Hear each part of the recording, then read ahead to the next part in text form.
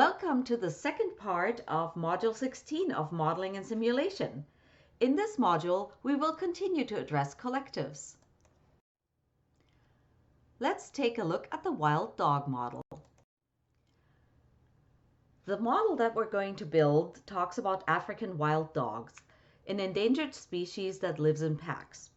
Each pack includes an alpha couple which reproduce, and the babies either stay in their original pack hoping to rise in the order as their parents die off, or they leave the pack and form a new one. Interestingly, these dispersers travel in groups of one or more siblings of the same sex until they meet a group of the opposite sex from a different pack, with whom they may now form a new pack. So here we see how the characteristics of the collective strongly affect the survival of its members. But the behavior of the individuals also strongly affects the pack. How do we manage these endangered populations? How about these two options?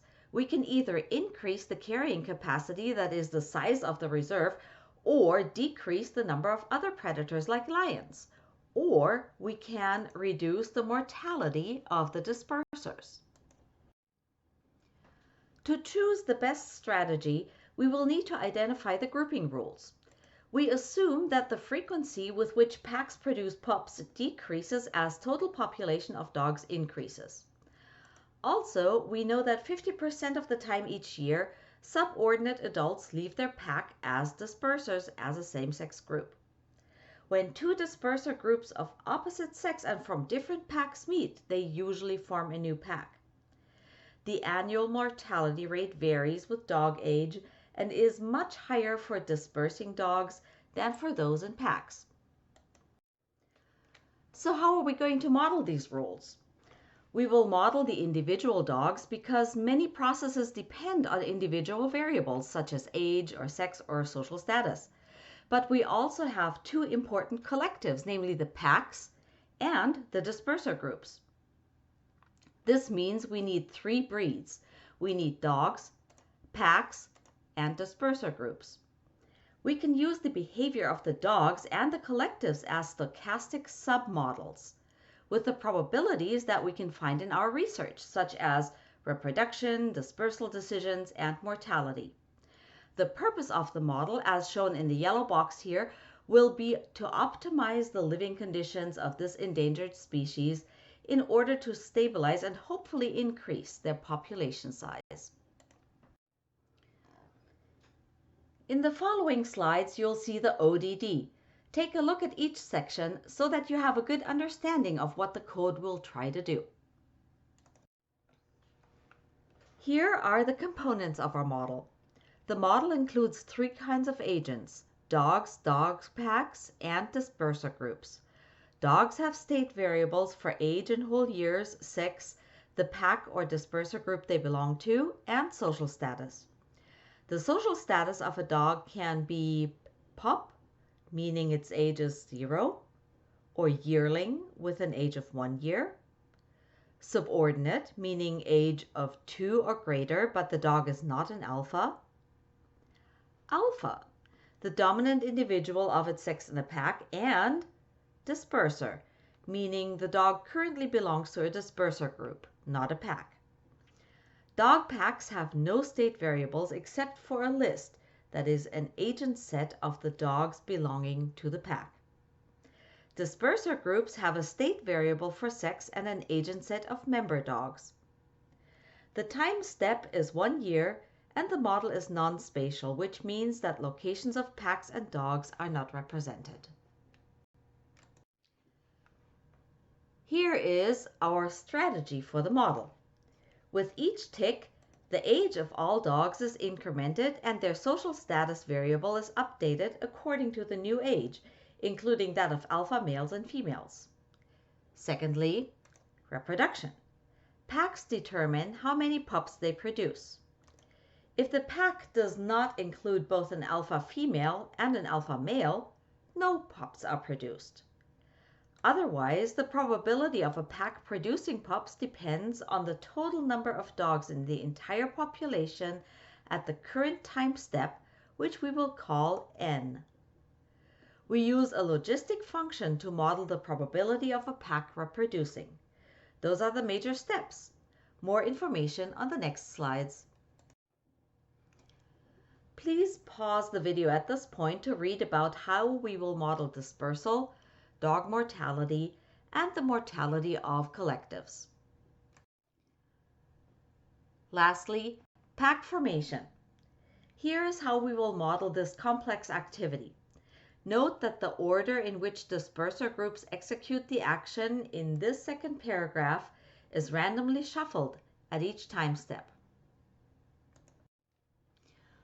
Once the model is built, we will initialize it with 10 packs and no disperser groups.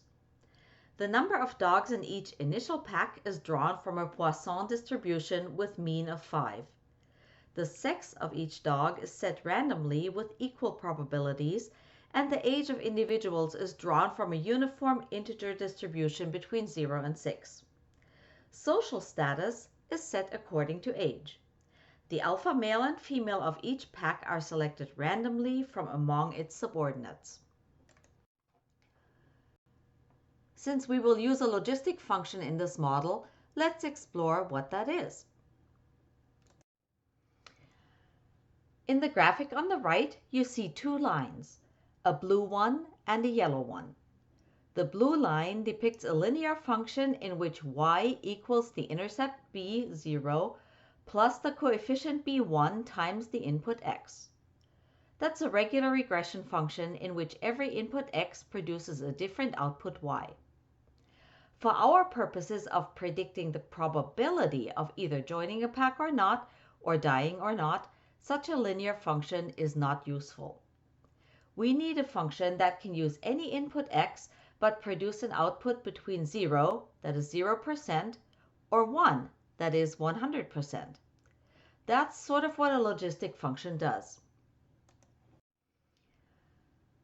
But a logistic function isn't just a good alternative to a linear function, it's also a good alternative to an exponential function. It can model the exponential growth of a population, but also considers factors like the carrying capacity of land. Those factors put a limit on the exponential growth because if there's only limited room for all individuals, then the number cannot expand anymore. Take a look at the equation here. Don't worry if you don't quite understand how it is built. The most important parts here are n of t, which is the population number as a function of time, t. L is the limit for the population size, and k is a parameter that affects the growth rate. So why would we want logistic functions? Because they model how the probability of some event depends on one or several variables. They produce values always in the probability range of 0.0 to 1.0. And they reproduce how probabilities can be very low over one range of conditions, such as the green box in the graph on the right, very high over another, such as the purple area, and change sharply between those two ranges, which is what we're seeing in the yellow box. To define and program a logistic function, you will want to first identify 2 points on the logistic curve. In the figure of the right, the square markers indicate 2 points, where the population x1 is 30 and the probability p1 is 0.5, and where the population x2 is 60 and p2 is 0.1. And it does not matter if p1 is higher or lower than p2, by the way. We then want to calculate the 4 variables a through d, where a and b depend on the values of c and d. In fact, a and b can be global variables and calculated during setup. Next, we calculate p for any value of x with our logistic function. This gives us our probability values between 0 and 1. And here are the formulas we can use to perform these calculations in Microsoft Excel. Please pause this video and type these into a notes file so that you have them when you need them later. The last piece of the puzzle and an alternative way to implement collectives is NetLogo links. In NetLogo, a link is an agent that connects two turtles. These turtles are sometimes also called nodes. Links can be directed, which means they have a starting point and a target, which we model with createLink2 or createLink_from. Alternatively, there are undirected links, which connect two nodes without showing any directions. We program these with createLink_with.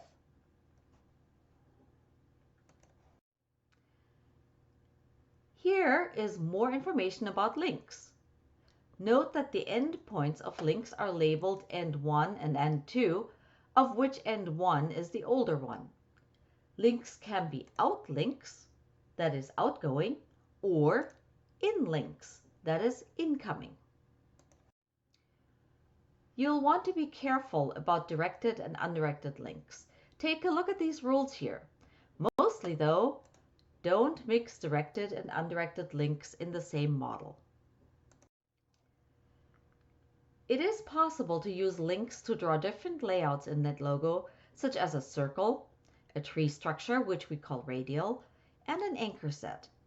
Pause the video for a moment here to read more about these different layouts, although you may choose at this point not to add that kind of complexity to your model. So how can links be useful to our wild dog model? It's actually easier to consider what they are not useful for, because two disperser groups cannot combine into a new pack if they both originated from the same pack. Disperser groups must somehow remember which pack they came from. We could try giving each disperser group a link to the pack that produced it, but if that pack died before the disperser group did, then the link would disappear. Instead, we use the disperser group variable natalPackID to hold the WHO number of the pack where its members were born. And here is what you have learned in this module. Pause the video for a moment to read through these items and ensure that you're comfortable with everything on this list.